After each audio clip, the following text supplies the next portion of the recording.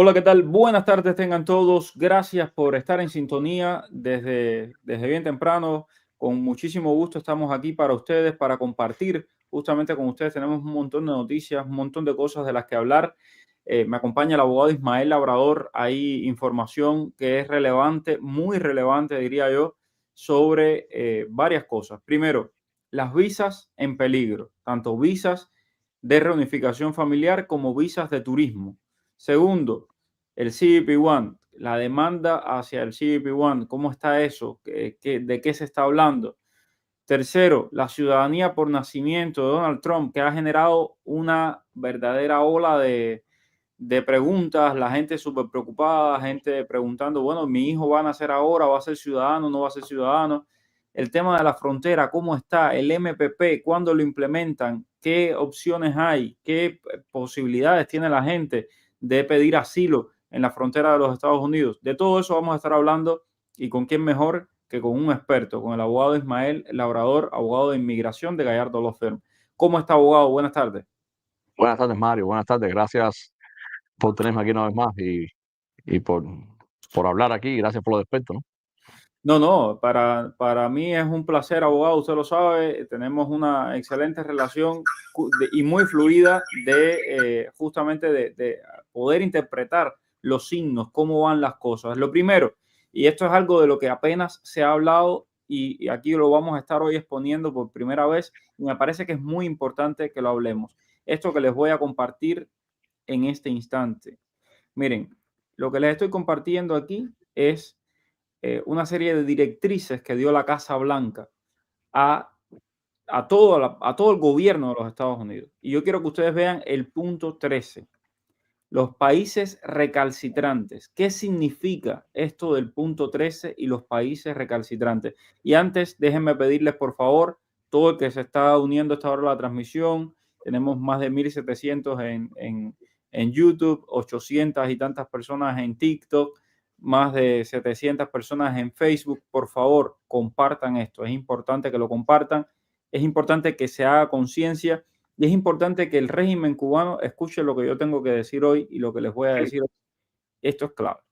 Dice aquí, países recalcitrantes. El secretario de Estado, Marco Rubio, que es cubano-americano, y el secretario de Seguridad Nacional, en este caso la secretaria, adoptarán todas las medidas adecuadas para cooperar e implementar eficazmente, según corresponda, las sanciones previstas en la sección tal de INA con el Estado, con el secretario de Estado en la máxima medida permitida por la ley, asegurando que los esfuerzos diplomáticos y las negociaciones con estados extranjeros incluyen la aceptación por parte de los estados extranjeros de sus nacionales que estén sujetos a expulsión de Estados Unidos y eliminar todas las barreras documentales, tácticas dilatorias,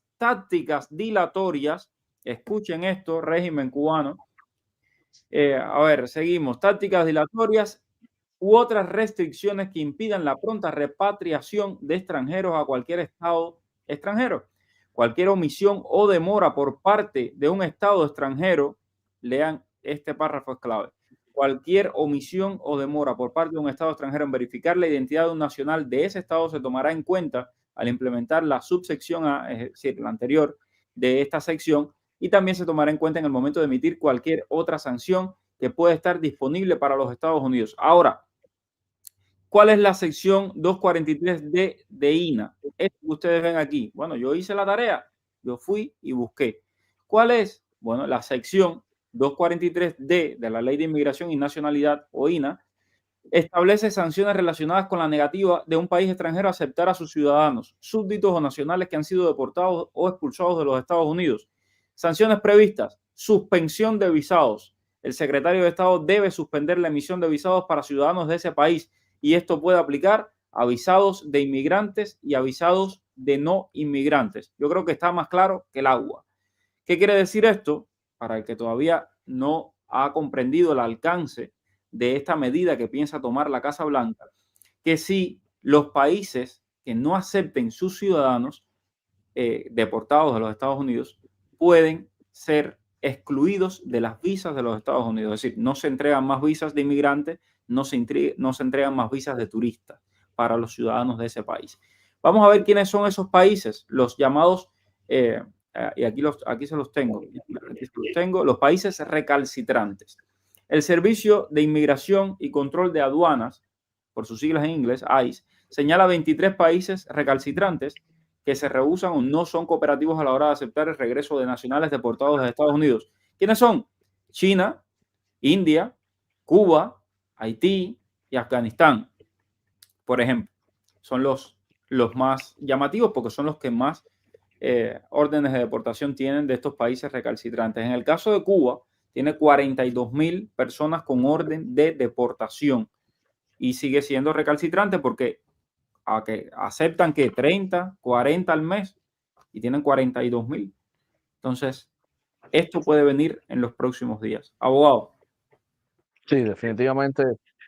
Todos sabíamos que Trump iba a tomar, tú sabes, medidas con estos países que se negaban a aceptar las personas deportadas. Siempre hemos sabido que Cuba se deniega en varias ocasiones a aceptar las personas. Generalmente Cuba no acepta a las personas que llevan muchos años en los Estados Unidos, personas con delitos criminales, y siempre estábamos pensando cuál era la estrategia que iba a usar la administración de Trump para que países como Cuba, estos países recalcitrantes, usaran y aceptaran a esta gente. Y ya sabemos cuál es la estrategia. Definitivamente tienen estrategias políticas. Cuba le gusta la inmigración legal, es lo que siempre ellos han tratado de promover, y que tener la embajada abierta y por qué cierra la embajada y demás. Ahora esto va a ponerlos a ellos a tomar la decisión, y yo creo que es una muy buena estrategia. La estrategia no darle dinero, sino quitarle beneficios. Cuba le gusta la inmigración legal siempre y cuando no quieran desestabilizar un gobierno. Cuando quieren Exacto, desestabilizar un gobierno para lograr concesiones, hacen lo que hicieron con Nicaragua. Abren con la frontera, Nicaragua. váyanse todos. Y Biden, ¿quieres solucionar este problema? Yo estoy aquí para solucionártelo. Eso fue lo que pasó. A mí me lo contaron los oficiales de la administración Biden que fueron a La Habana y que se sentaban así reunidos. No, si ustedes quieren que le cerremos Nicaragua, nosotros no podemos cerrar Nicaragua porque el problema es que en realidad lo que tenemos es por culpa de ustedes que nos ponen sanciones, quítennos de la lista de países terroristas. Todo así fueron las negociaciones. En fin, pero ahí tienen. Esto puede venir en los próximos días. Abogado, sobre el tema de la ciudadanía por nacimiento que tanta preocupación está generando.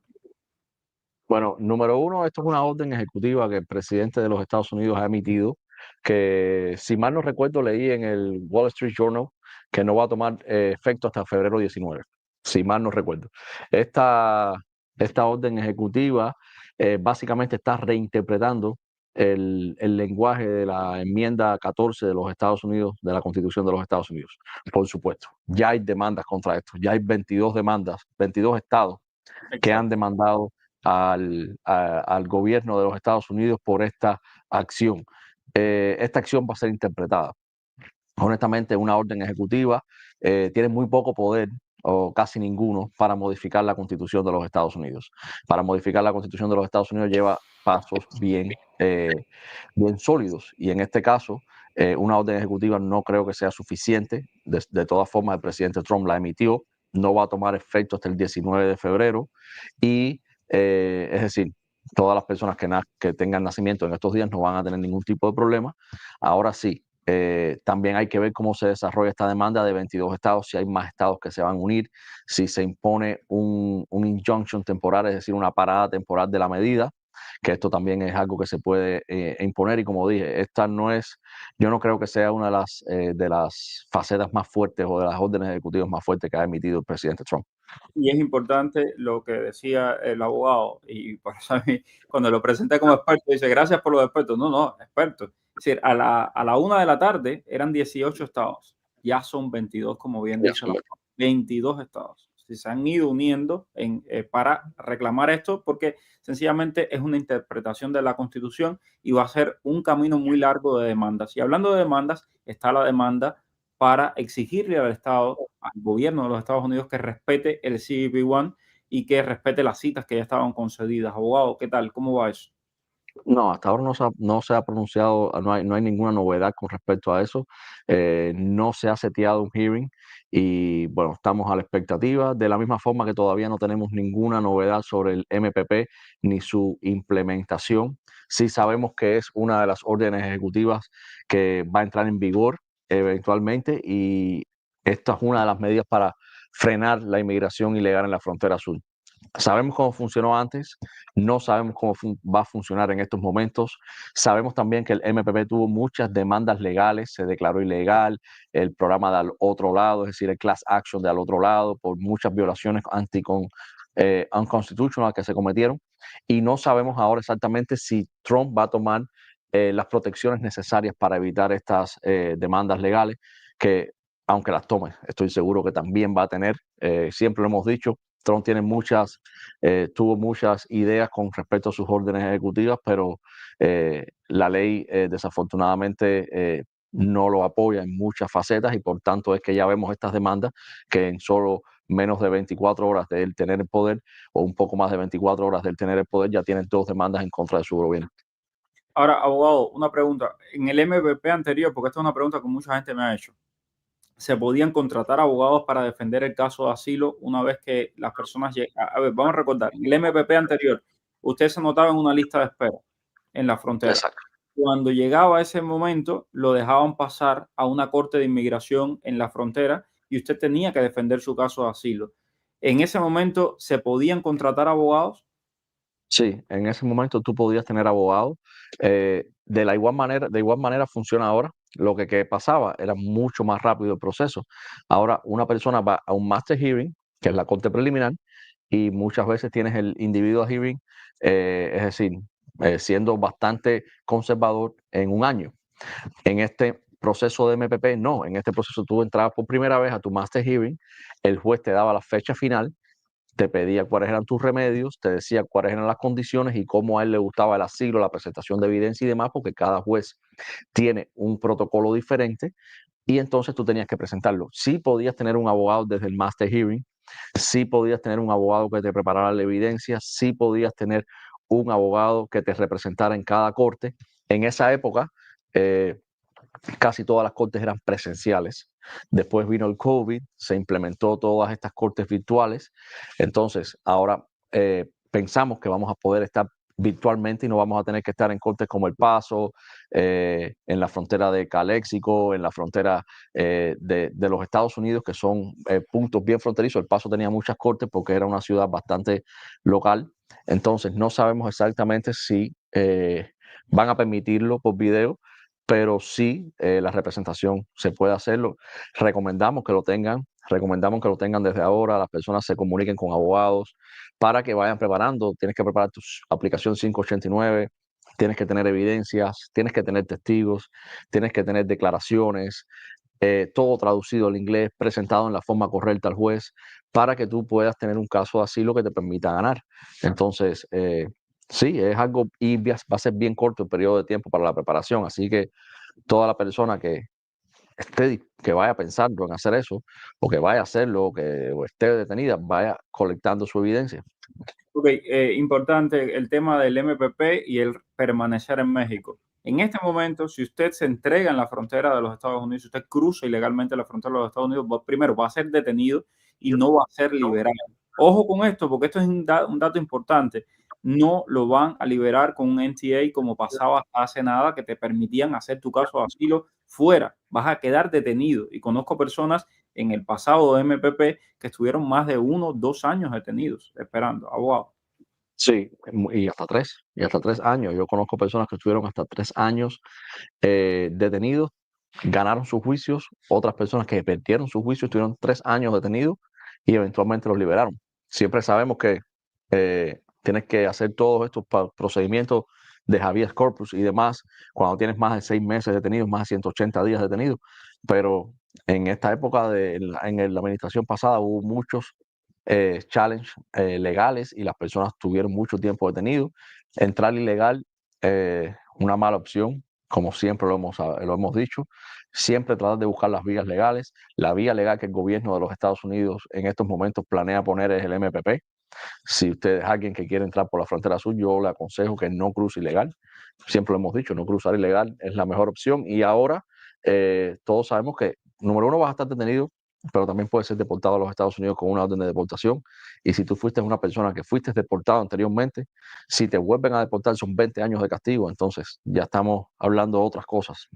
Abogado, aquí hay una pregunta en TikTok que creo que tiene mucha gente. ¿Qué va a pasar con los niños que están naciendo ahora, que son hijos de I-220A, hijos de personas que no tienen documentos en el país, ¿le van a quitar la ciudadanía?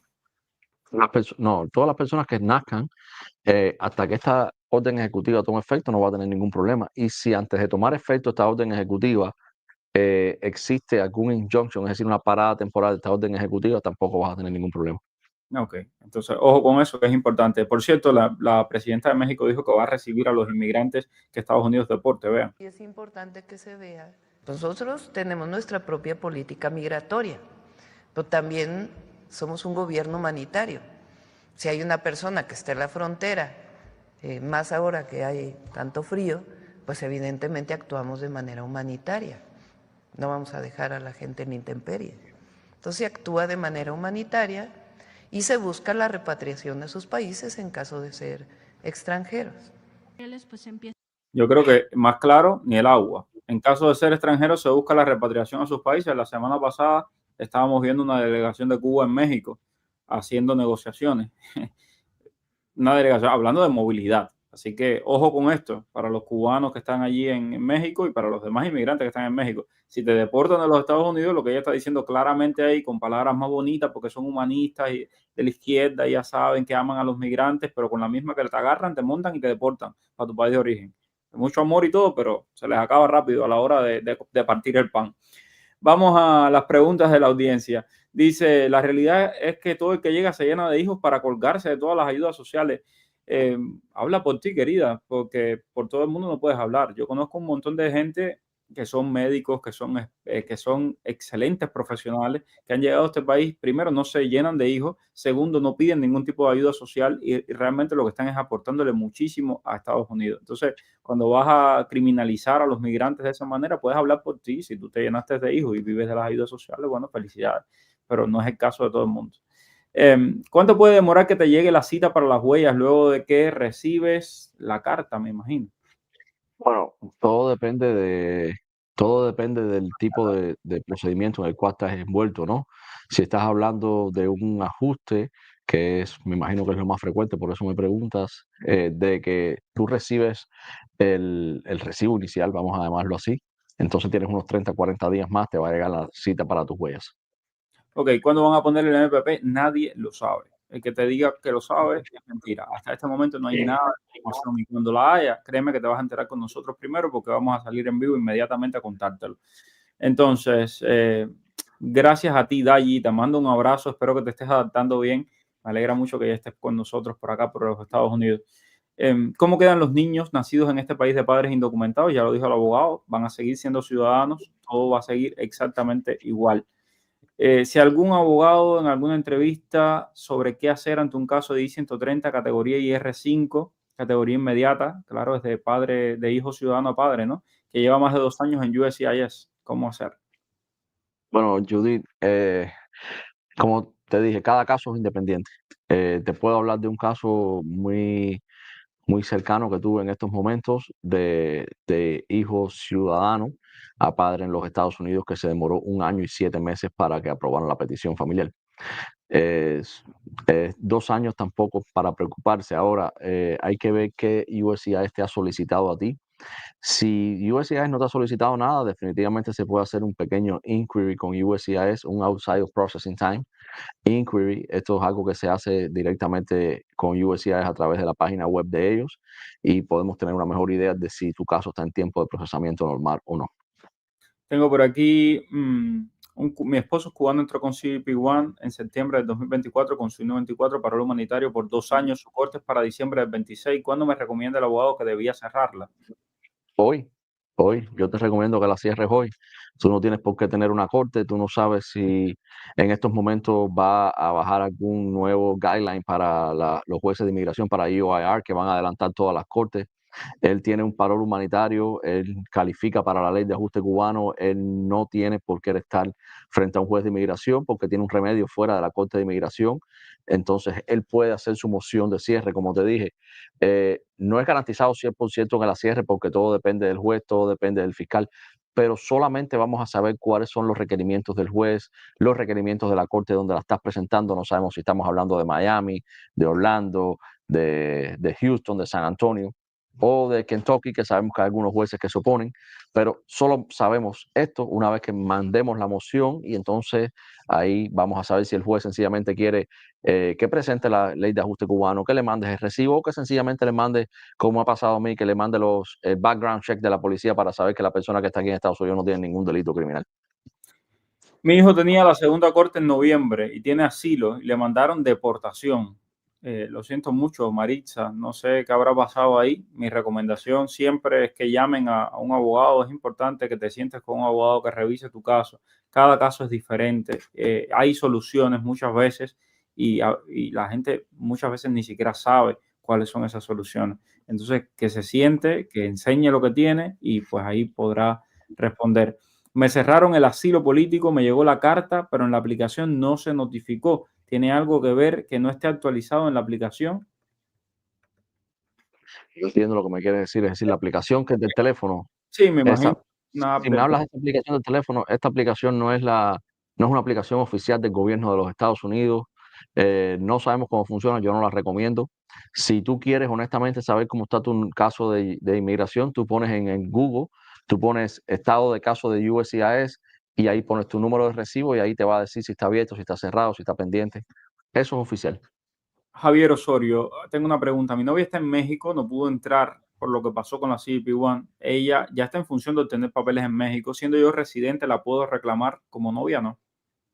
Como novia, ¿no? Como novia, desafortunadamente no puedes traerla, ni como fiancé, nada, tienes que casarte con ella, tendrías que ir a México, casarte con ella, entonces después poner la petición familiar. Con tu residencia permanente puedes viajar a México sin problema ninguno. Te tomas unos días de vacaciones, un poco de luna de miel por allá por México, que es precioso México, y ahí aprovechas y te casas. ¿Algún cambio en la visa de turismo fuera de Cuba? No, la visa de turismo sigue siendo fuera del país, es decir, fuera de La Habana, en los consulados de Estados Unidos en la región, y como pueden apreciar, al contrario, todo lo que parece es que las cosas se van a empeorar si el régimen cubano no decide aceptar a sus 42.000 cubanos con orden de deportación que hay aquí, entre ellos la Cintumbare. Por cierto, me acaba de responder Aiza hace unos minutos que le hice un request nuevamente porque llevo casi una semana esperando la información oficial sobre la Cintumbare y me dicen que están trabajando activamente en mi caso, que espere un poquito más y ahí seguiremos esperando. Me cerraron el asilo político, me llegó la carta, bueno, esta es la que había leído. ¿Qué sucederá para aquellos que ya tienen visa? Bueno, las personas que tienen visa pueden viajar, y yo siempre los recomiendo, viajen, no esperen a mañana. Exacto, exacto. Mi querida Idelmis Aguiar, te mando un abrazo. Si un residente de Estados Unidos se quiere casar, puede ir a México y casarse allá para reclamar a la pareja. Sí, Idelmis, sin problema ninguno. Tengo unos amigos excelentes que se casaron en Cancún y bueno, ya están reunidos aquí. ¿Qué va a pasar con las visas si presento por España, donde vivo hace el mismo tiempo que salí de Cuba, que es un año y un mes? Susan, en España te vas a presentar como ciudadana española con también ciudadanía cubana. Ellos van a revisar tu caso y si el cónsul considera, te van a dar la visa. Entonces, eso no tiene nada que ver. Ok. Las fianzas de jueces sin cortes, ¿podemos también adquirir el parol? Puedes aplicarlo, puedes aplicarlo. La fianza de juez es muy difícil que ICE te dé un parol, pero sí se ha dado en extremadamente raras ocasiones. ¿Por qué? Porque a ICE no le gusta molestar, como dicen ellos, la decisión de un juez, aunque haya sido mal dada porque tú fuiste una persona que ganaste miedo creíble y tenías que haber sido liberada bajo parol. ¿Es verdad que empezaron las redadas de ICE? Sí, tengo entendido que sí. No hay nada que temer. Si usted no tiene una orden de deportación, usted no tiene nada que temer. Veo mucha gente por ahí asustada de que son latinos y que por eso ICE se los va a llevar. Eso no es así. Si usted tiene orden de deportación, ahí usted debe de temer una redada de ICE, pero si no la tiene, no hay por qué temer. ¿Cómo puedo cancelar una visa fiancé? Tienes que mandar una solicitud a la oficina donde se está procesando, cancelando. No es complicado, sencillamente tienes que hacerlo al lugar correcto. Envié mi cierre de corte a USCIS y no me han respondido para reabrir mi caso. ¿Qué tiempo debo esperar? Puede tomar hasta 60 días, inclusive un poco más. Víctor, esto lo he respondido en los últimos días bastante. Sí, los que llegaron por el parol de Biden, parol humanitario, ¿estamos en peligro de perder la green card por ir a Cuba? No, para nada, no tiene nada que ver una cosa con la otra. Exactamente. ¿Quiénes El están, problema para ellos. quiénes pueden tener problemas por andar viajando a Cuba? Las personas que ganaron un asilo político basado en persecución en Cuba. Entonces, o si usted es colombiano y ganó un asilo en este país, que también hay muchos colombianos que ganan un asilo por persecución en Colombia de las guerrillas o mexicanos con los cárteles, usted no puede viajar a ese país. ¿Por qué? Porque sencillamente entonces usted está mintiendo o usted es extremadamente temerario de que va a ese lugar donde usted sabe que le hacen daño. Entonces, después cuando usted se va a ser ciudadano va a tener problemas. Eso es. Ok, sigo por aquí. Renovación de permiso de trabajo por asilo denegado y residencia por ley de ajuste, caso administrativo cerrado. I-220A sin fecha de corte. ¿Tiene solución? Renovación de permiso de trabajo. Hay que ver por qué categoría la pediste, porque si me estás hablando de que el asilo lo denegaron y entonces pediste la renovación por el asilo, entonces no te van a dar el permiso de trabajo. Si lo pediste por ajuste, sí te lo van a dar sin problema ninguno, siempre y cuando tengas un remedio por el cual tú estás pidiendo este beneficio que es un permiso de trabajo, sí te lo van a dar. Papá Montero, te mando un abrazo. Gracias por el detalle. ¿Se sabe algo del parol? Ya la página oficial del parol ya fue archivada. Con eso, pues ya tiene suficiente para saber de que ahí no hay nada que esperar. Y yo sé que la gente va a esperar hasta el último minuto y hasta ya no hay nada que esperar. La página oficial del parol está archivada. Y lo mismo que el CBP-1. El CBP-1 fue revocado y te lo decía la aplicación. Ya no funciona el CBP-1. Y lo mismo está pasando con el parol. ¿Qué pasará con los que se nos vence el parol en marzo y no nos ha llegado la residencia? No pasará nada. No pasa nada, sencillamente espera tu residencia, estás bajo proceso aquí en los Estados Unidos, entraste legal, no tienes problema. ¿Los matrimonios americanos en el extranjero tendrán problemas? No entiendo los matrimonios de americanos, es decir, que te vas a casar con otra persona en el extranjero. No No sé, sé no qué, sé qué quiere no sé decir. qué querrás decir con eso. Ok, un caso detenido ya en la frontera desde el 12 de enero, cruzar el río. ¿Tiene posibilidades de que lo liberen? Y por favor, háblenos de estos casos que yo sé que tiene bastantes usted de miedo creíble y demás. Bueno, hoy casualmente liberaron aquí en la oficina que yo conozca una persona. O sea, tenemos varias personas, todo el mundo en diferentes procesos. Sí los están liberando, lo que no es tan rápido. Hay personas que han ganado miedo creíble y no les han servido los papeles de inmigración, es decir, el NTA o el parol, y no lo han liberado. Casualmente una persona que ganamos el miedo creíble el sábado, lo liberaron hoy, bien rápido. Cada caso es independiente, cada centro de procesamiento de ICE es independiente, pero sí los están liberando. Ahora, como bien dije al principio, cada caso es independiente. Muchas personas están entrando con orden de deportación anterior. Esas personas con orden de deportación anterior no los liberan. Si tú en tu entrevista de miedo creíble dijiste algo que te convierte en un riesgo para la seguridad nacional, muy posiblemente no te liberen. Si tú pierdes tu entrevista de miedo creíble y tu apelación, no te van a liberar, te van a deportar. Ahora bajo Trump, muy posiblemente te deporten, y si no te deportan, muy posiblemente vas a estar mucho tiempo detenido. Entonces, cada caso es independiente. Esta persona que está presa desde el 12 de enero, me gustaría saber por qué lleva tanto tiempo, si le hicieron entrevistas, si no le han hecho entrevistas, si es la primera vez que entra o la segunda, para poder decirte mejor y asesorarte mejor con respecto a las posibilidades de que la liberen. Y como mismo, y respondiendo a esa misma persona y a esta misma Ariel Sánchez, que cómo puede contratar un abogado de Gallardo Law Firm, ahí tienen el número de teléfono, es ese que está en pantalla, 305-261-7000, ese es el número de teléfono de Gallardo. ¿Qué tiempo crees que se demora una reclamación siendo yo residente y ella tiene que coger los papeles obligados en México?